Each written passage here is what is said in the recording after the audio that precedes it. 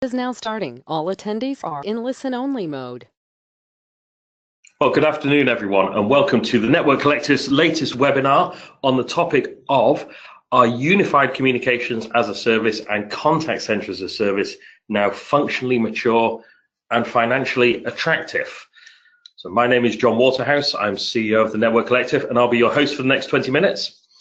As I'm sure everyone listening knows, TNC is the UK's largest independent network and telecoms strategy and sourcing consultancy, supporting over 250 major UK and multinational companies to get the best commercial, technical, operational and contractual results from their network and telecom solutions. Joining me today is our CTO, Craig Northweth. Craig, we'd like to say hello to our listeners. Yes, good afternoon, everybody. My objective today is to support John in this webinar process, really to share the market insight that we're seeing from the customer base at the minute and the supply base, and really kind of share our expert opinion around the topic of UC and CC as a service. Good stuff, and no more interesting topic in the market at the moment, I would say. So before we get stuck into the meat of the webinar, just a couple of housekeeping points. So we are going to be very strict on sticking to the 20-minute timetable. Everyone joining will have access to a recording of the webinar, and we will try to respond to any questions at the end, but any we don't have time to answer on the webinar, we will answer on email afterwards.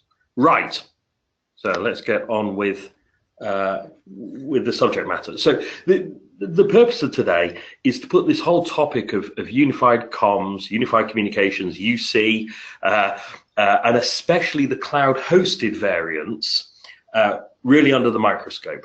So fans of acronyms will be pleased to know what we're particularly looking at today is UCaaS and CCaaS. So UCaaS, Unified Communications as a Service, CCaaS, Contact Center as a Service, and how that is those technologies are coming into the market. We're going to talk about adoption rates, business cases, etc., etc.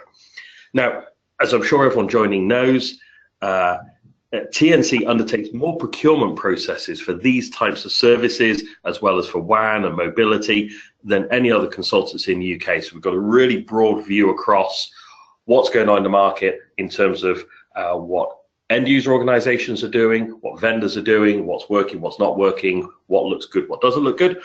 And of course, TNC is 100% vendor independent. So we have no ties of any sort, any service provider, never have, never will. So we're talking about this from an entirely impartial standpoint.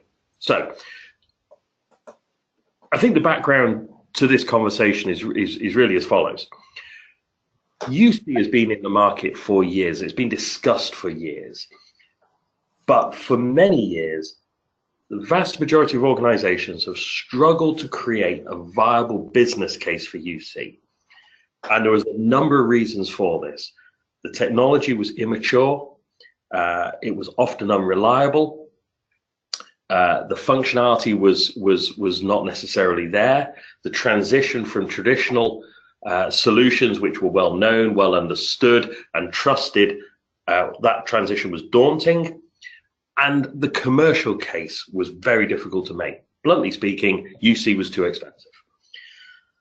Now, at TNC, we started to see real change in all of those areas in the relatively recent past. So we're talking the last 6 to 9 months.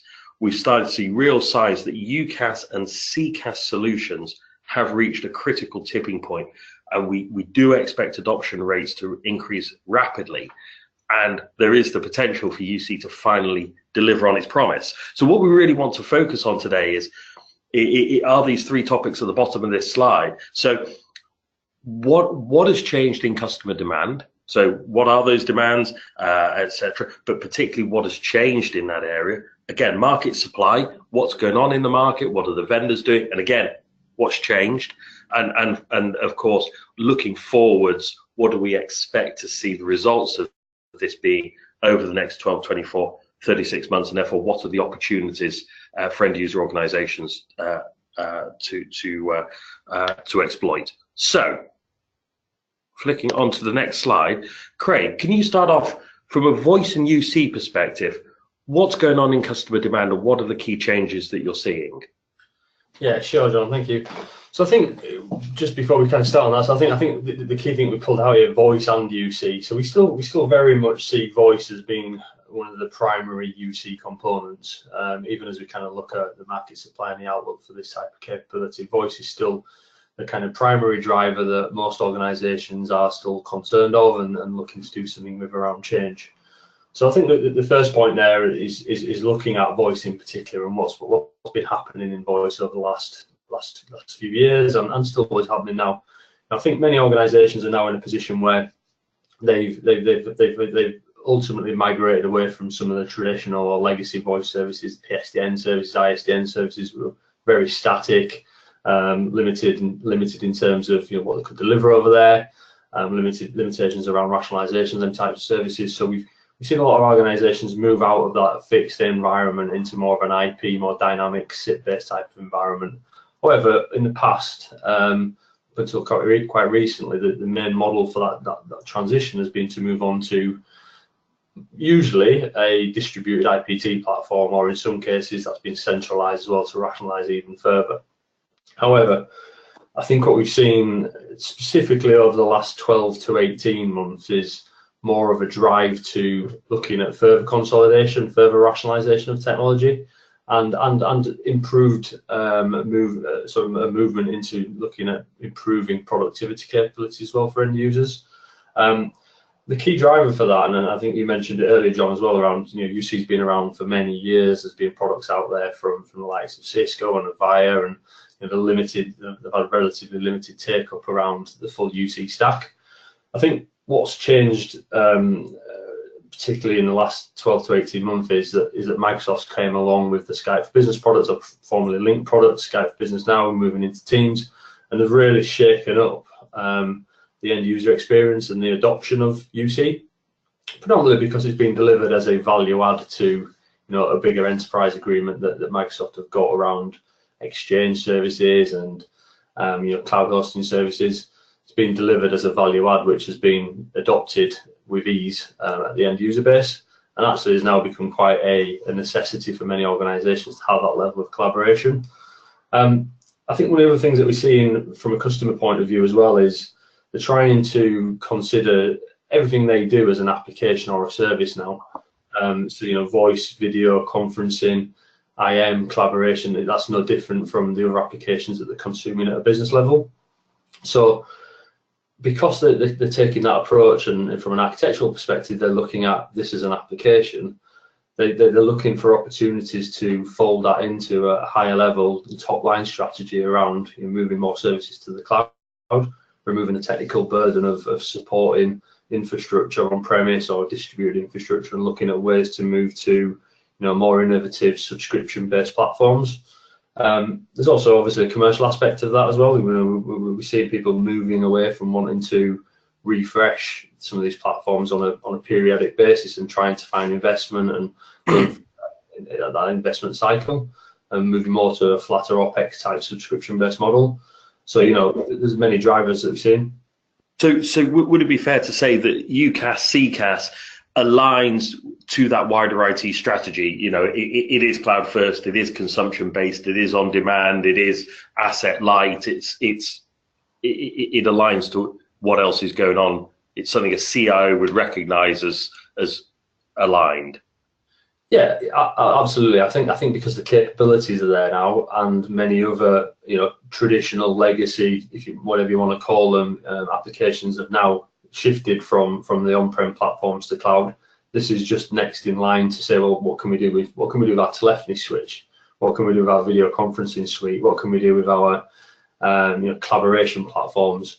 Oh, look, there's products out there now that are available as subscription services. We should be looking to do something with them. I guess another driver, and in the past that may have always been the case, but the business case to actually deliver that from a pure technical perspective has always been difficult to stack up. I think what we see now is a new kind of tier of requirements coming in from other elements of the business, saying actually, UC is really, it's got a really good story around UC for us now, improving productivity.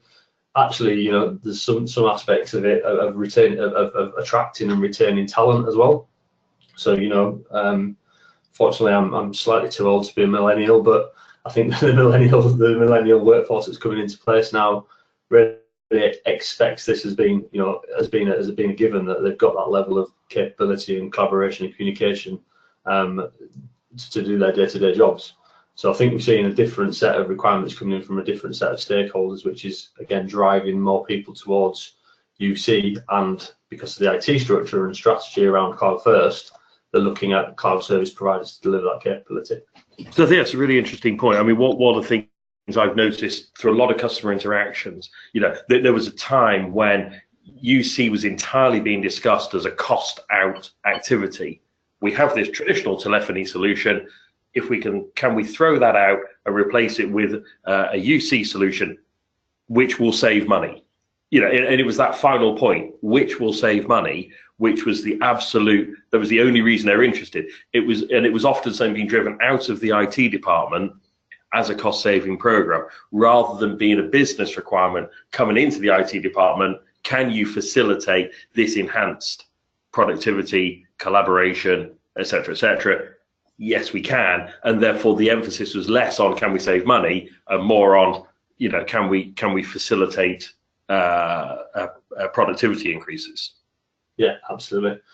Okay, absolutely. So conscious of sort of keeping moving along. So yeah, in terms of the market supply, we've seen changes there as well, right? Yeah, so there's a couple of key drivers in terms of the market supply. So again, looking at some of the core components of UC voice in particular, and what's happening in that market, I guess globally. A lot of the legacy services now have a roadmap to be switched off in the coming years. So some alternative solution needs to be sought to then legacy type capabilities. Now, obviously, one traditional route, which we're well aware of, and we've run many processes for, is to move that to kind of a SIP-based solution. However, because of the maturity now of some of the as a service platforms, we're seeing organisations saying, well, actually, would we just leapfrog the migrate to SIP with an on-premise environment to actually go to a fully hosted UC environment? And because of that, because of the growing demand in that space and the increased market capability in that space, we're seeing that the price points for some of these hosted voice services, hosted UC services, are starting to drop. And actually, what was once a challenging ROI TCO to be able to develop is getting a little bit easier now. So we're starting to see much more interest, obviously again driven by different stakeholders demanding the requirement, but also more interest because the commercial aspect stacks up much better. That's not always the case, and there's a statement in there saying that the ROI doesn't always stack up, dependent on the actual low-level requirements. If you're just doing, for instance, looking to replace a single line across 200 sites with a UC environment, and you still need 200 subscriptions to a UC client, and you may not need all the capabilities, it might not always stack up. So there's a process around really detailed understanding of the requirements, mapping them back into key personas that are required, modalities that are required across the estate, and really trying to factor in the key things around where the ROI will come from and whether or not it is beneficial going down that hosted route. What about sort of from a reliability and, because, one of the things which has always held this back is you've got this kind of, absolutely rock solid PBX solution that never had a day's downtime in 20 years. And I mean, I know, we hear this all the time. Yeah. Is UC that reliable yet? So again, depending on the products out there in the market, so there's a number of different ways of how UC as a service is being productized. So some will be purely hosted enterprise solutions. So that's like lifting the enterprise solution that you might have or you might consider buying and deploying that in a service provider's enterprise data center. Now, obviously, the availability, reliability, and performance of some of these services is generally down to the connectivity to the platforms. So again, that's another consideration around where do you still potentially deploy MPLS for quality service versus where is internet good enough. I guess one enhancement that we have seen is improvement in codecs for being able to deal with less than optimum networks. So particularly, you know, we look at some of the pure cloud-hosted capabilities, like maybe Microsoft, for instance. You know, we use that all the time internally. I'm on an internet connection now, and it's working fine on this webinar, hopefully. So, you know, I think people are starting to accept that actually, unless it's critical voice services and whether it's critical real-time services, that the availability, reliance, resilience, should I say, and performance that you get from the cloud platforms is acceptable. So is it fair to say, Craig, that what we're really seeing therefore is a coming together of a number of trends? You know, customer demand, you know, UC is no longer a nice to have, it's a must have in many cases, or in more cases. Yeah. That there's use case requirements coming out of customers that can only be fulfilled with UC around collaboration, around employee engagement, around, you know, making sure they're providing the right tools. There's a lot of innovation and improved tech coming out of the vendor community. So there's new solutions, new technologies, new products.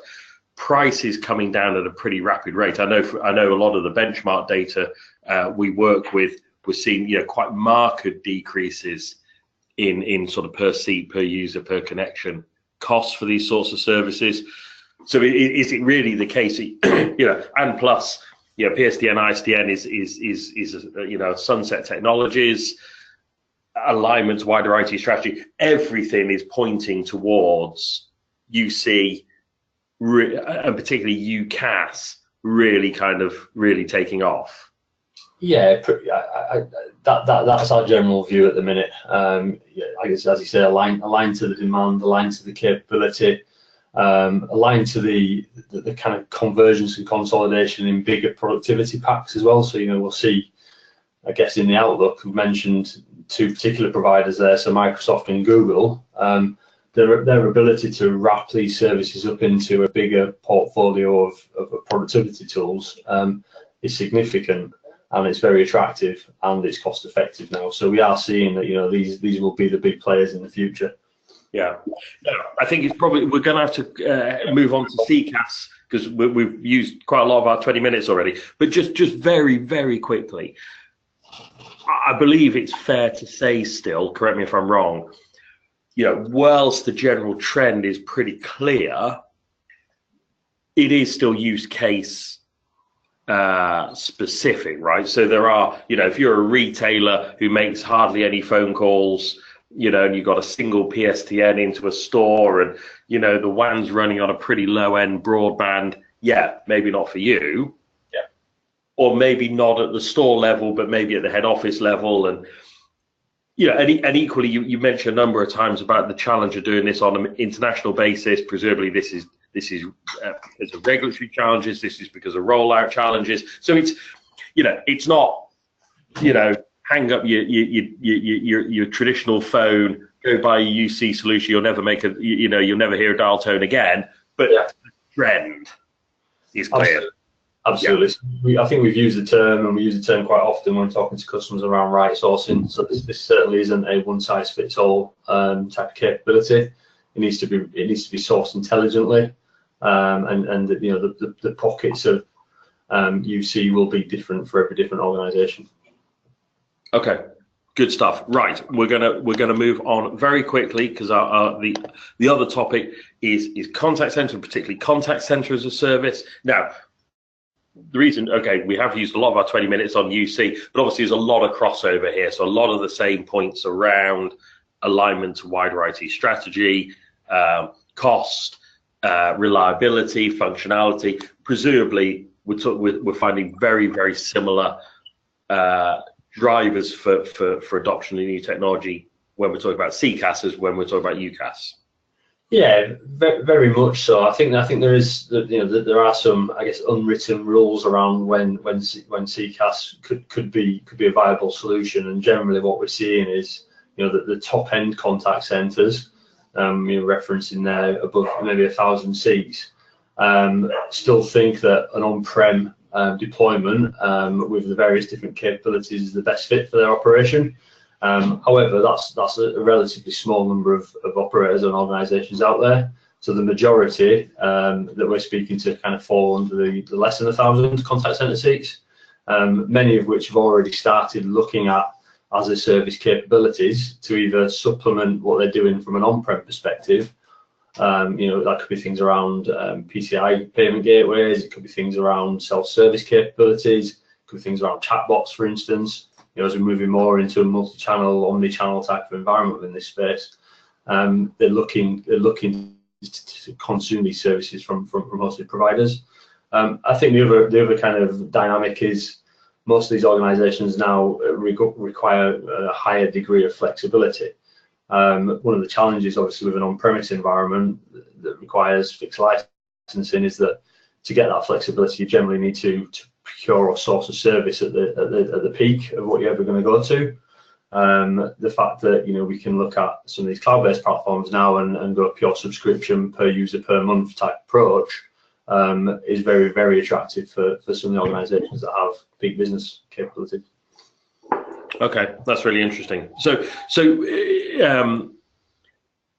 some of the other points we've seen around UC, around new technologies, new entrants into the market are having an impact here as well. And I see you note a number of other kind of pure play operators coming into the CCaaS market. Yeah, I think the prominent point on this is probably the last point on the market supply there. So we're seeing the traditional players, but in the enterprise market, start developing capabilities in the as a service market, either as direct or through the channel.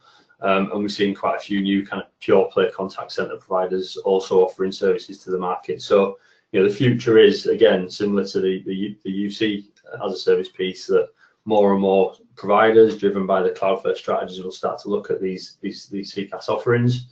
And I think from an outlook point of view, we see this typically across the other service towers as increasing market competition, higher customer demand. We would expect, and we are already seeing, a decrease in price for these services. So as that happens, it becomes more attractive, the business case stacks up better, and you move into more of that subscription-based capability as opposed to modular investment required on-prem solution. So we think this will continue. Probably not at a rapid pace, relatively steadily, and we'll probably see that initially being part services that are brought into as a service platform as opposed to full outsourced to as a service. But we do expect that more and more organisations will go down that route. Yeah, I mean, just anecdotally, and this is probably a closing comment on this point. We write a lot of business cases for a lot of organisations, for a lot of telecoms and network services they're thinking about buying. It's one of the things we spend a lot of our lives doing. And in a lot of the business cases we've written over the years, you go into it and you expect success. Oh yeah, hey, I'm writing this business case for helping this multinational organization move from an MPLS WAN to a hybrid WAN, and I'm going into it feeling confident there's going to be a great business case for this transition. I think for a number of years, the success rate of business cases for UC has been quite low. A lot of organizations have got kind of excited about doing a UC business case, and then have ultimately realized that it probably doesn't stack up, and they've gone for the kind of distributed technology you mentioned earlier. But we've really seen a marked change in that, and more of the business cases we're writing for UCaaS, CCaaS type solutions are succeeding. They're generating positive commercial cases, operational cases, technology cases. They're bringing really exciting new functionality and capability to the customer, and they're going forwards to deployment. So you can tell something really interesting is going on in the market because of that quite marked change. Absolutely, yeah, absolutely. Right. I'm conscious we're 4 minutes over our 20 minutes. We've got 3 or 4 questions, which unfortunately we're not going to have time to answer. We will respond on email, but thank you very much for posting those. Craig, thank you very much for providing us with your very interesting insights into the area. And thank you everyone for joining and for sending us your questions. Finally, as you will see on the screen,